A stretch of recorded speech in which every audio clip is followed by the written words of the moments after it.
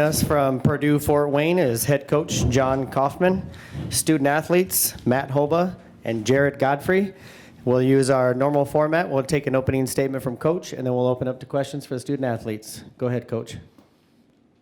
Well, we've talked the last couple days about having respect for basically the greatest sporting event in our country, maybe the world, that starts with championship week.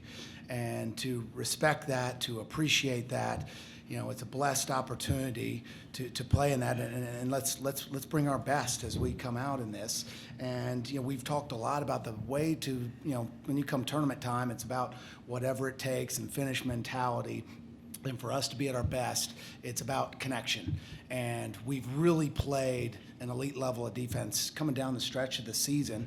And we've gotten the mantra of, hey, start the game by being able to win ugly. Unfortunately, our guys, they want to please so badly that they took that literally, and so we haven't made a lot of shots in the last 3 weeks. But we've been defending our tails off. And then we started really talking about the connection and how we share the basketball. And these two guys played on last year's team, and Matt was there the year before and has seen how Fort Wayne plays their basketball on the offensive end, and I thought it was phenomenal tonight. I mean, 22 assists. I mean, that's what I'm used to seeing, and that was the connection on the floor and the guys sharing the basketball and the ball movement. And I thought we learned a great lesson in Brookings this year. We had them down 36-26 at half, and I didn't do a very good job at halftime. I got a number of newcomers. I didn't draw attention to the fact that South Dakota State has one of the best fan bases in the country, and they're going to be going wild no matter what happens and raise the roof and throw adversity at you. And despite the fact we had won at Grand Canyon this year, which is a similar atmosphere, but not as good. And our guys didn't manage that adversity as well. And so we referenced that, we managed that, and we told our guys every time the roof was raised, embrace that. That means it's laser focused time. And I thought our guys were exceptional when South Dakota State went on runs. We had great poise. We had a number of back cuts. We really spaced them out in those opportunities.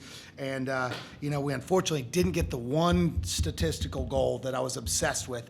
South Dakota State's 16-1 when they out-rebound their opponents, and I was obsessed with it. We're a really good rebounding team, and we lost it 36-37, but we're able to pull out, 16-2 for those guys. But these guys both did a phenomenal job tonight. As a reminder, we do have the microphone for questions. We'll open it up for the student athletes now. Start with you, Matt. What John was talking about is what I was planning to ask you anyway.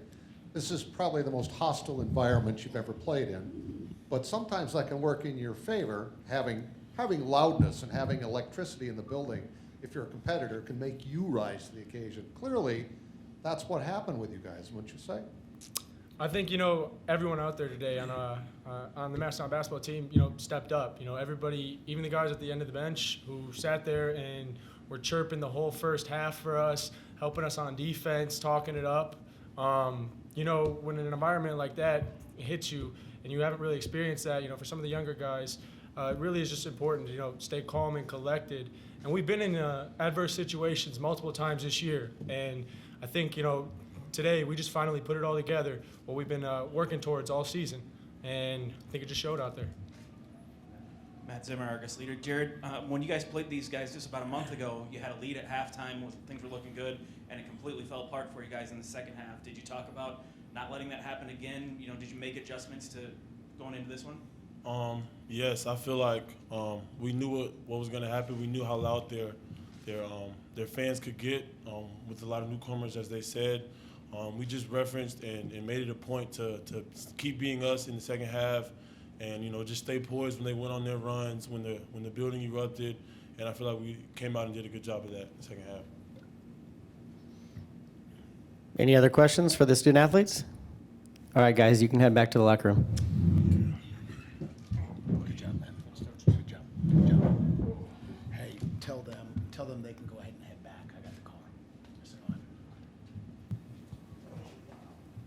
Go ahead with questions for Coach.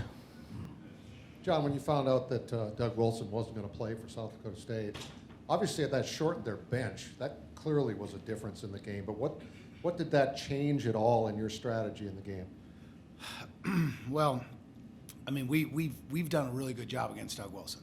And in both games, we had two of his season lows on it. And, you know, at the end of the day, you guys smoked us like a salmon in both of them. And so, like, you know, that was one where they're a good team regardless if he's out there or not. But you're right, shrinking the bench, you know, rebound, that helped us in the rebounding battle when you take 10, you know, 20 points away there.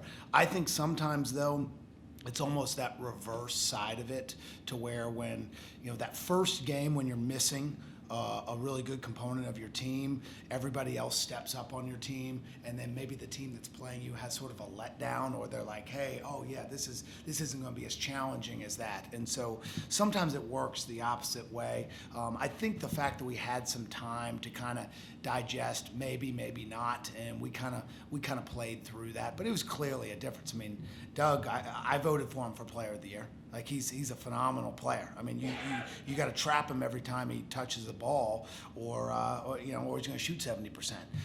Now, I thought our guys did an exceptional job on Detlinger, who shoots 70%. And I don't know, I didn't look at, you know, he was 2 for 6, and we've been firing all year on post players, and you know, he killed us at our place. And so we played one-on-one with them, and that's something we haven't worked on a lot. It's kind of become our thing to fire on guys, and I thought our guys really stepped up to that. But that, you know, that is unfortunate for South Dakota State. You know, I mean, obviously, tournament time, everybody wants to be their best. You want to play your best, and it's unfortunate for, you know, for Doug and for the, you know, all of South Dakota State. I would have liked to have played him. You guys made big shots every time State made a run. They really rose to the occasion. You can talk about that all you want, having been in that situation before, but you got to be proud of what they did. No doubt. Big shots and big cuts.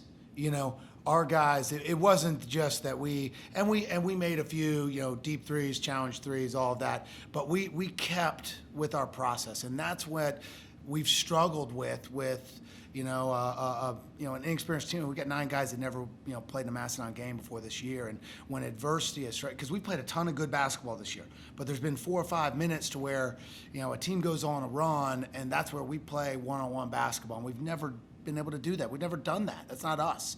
And today we just kept cutting. I mean, how many back cuts or shots where we got to the paint and drive and kick, like really good shots late in the shot clock night? And I thought there were a lot of them. I was really pleased with that tonight.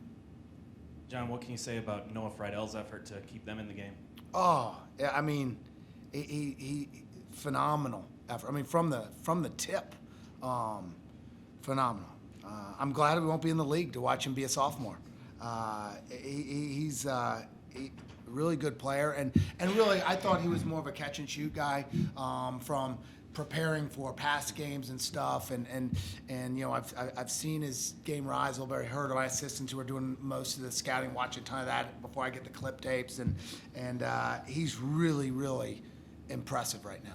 One more question for Coach. Speaking of that, this being your guys' last time in this tournament, has that been a factor at all? Have you talked about kind of this being your last hurrah and sort of making a run here? I mean, we've done it at every site. I mean, and for me, I mean, a big part of our program is, you know, being part of something bigger than yourself. And, you know, it's about shared experiences that connect generations of our group. And that's what makes our program really special. I mean, we still do our creed before games and practices that Dane Fife created like 17 years ago. And, you know, it's how we connect our group. And so we took a picture at Sioux Falls yesterday. I've been doing that 9 years. And, like, that's cool. You know, I remember the talk in the South Dakota State hotel in Brookings, where we dropped that game, and it was the year we won the league. And I still remember that when we had that talk, we'd just gotten beat, and then we just raised our level play. Max Landis said, "I'm going to take this team on my back." And so, like, every place we've gone, we've had those memories. And so this one coming into the Summit League tournament, I mean, yes, we talked about it. That's the one thing we haven't done. You know, the one thing. I mean, we've won the regular season. You know, we're the last team not on I-29 to have won the regular season. I think that's a huge, you know, feather in our cap. That is hard to do with the travel. We didn't practice last week when we went to Oral Roberts. We got plane delays, all that stuff. Took us 18 hours to get to Tulsa. Didn't end up getting able to practice. We had a walkthrough in an airport. Took an extra flight to Houston just to get there. And so then, last player of the year, Max Landis, not on I-29. We've been averaging 20 wins a year, or 19 wins a year, all sorts of great stuff, but we have not won this tournament. And I mean, that's huge. I mean, it's really hard. I mean, particularly you saw a crowd out there. I think we probably helped the tournament. Well, not the bill of the tournament, but we helped the helped the other field as well. I'm sure North Dakota State was cheering us on. But yes, it was, and I got a lot of respect for the tournament. The Summit League does a phenomenal job to put on a great first-class event, and there's great crowds out there, which we saw tonight. All right, thanks, Coach. All right, thank you. Thanks, John. Thanks, guys.